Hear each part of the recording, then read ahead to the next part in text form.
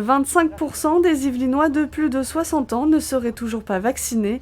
C'est le constat annoncé par Gabriel Attal en déplacement dans les Yvelines ce jeudi 22 juillet. Le gouvernement souhaite un été vaccinal pour limiter la 4e vague. Nous sommes entrés dans un sprint vaccinal.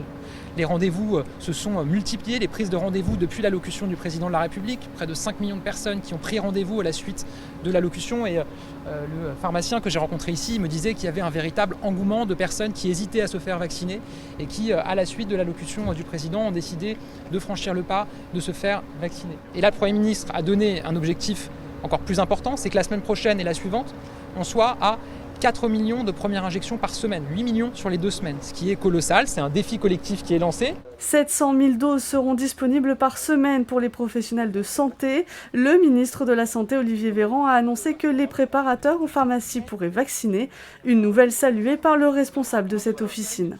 On manque de ressources humaines, donc plus nous pourrons le faire à la pharmacie, plus nous serons nombreux à le faire à la pharmacie, plus nous pourrons vacciner. Nous sommes 10 et donc 3 pharmaciens, donc vous voyez du coup si on peut proposer aux préparateurs de vacciner, ça va nous faire du bien. Le vaccin entre dans la stratégie du pass sanitaire annoncé par Emmanuel Macron, une mise en place crainte par les professionnels. Ce restaurant fait 180 couverts par jour, le service est assuré par 7 salariés. Dans le sens de la gestion, ça va nous prendre un petit peu de temps, scanner les gens, qu'ils fassent le job, qu'ils arrivent bien vaccinés, parce qu'on les aura prévenus lors des réservations, mais qu'on ne se retrouve pas avec des tables qu'on réservait non vaccinés, ça va être compliqué. Mais bon, il n'y a pas de raison que ça ne fonctionne pas. On ne trouve pas de personnel, donc effectivement je vais me détacher pour le faire, mais ça fera une personne de moins en salle, c'est clair, puisqu'on n'a pas de personnel pour faire ça. Donc et ça va être un vrai job à temps complet à mon avis.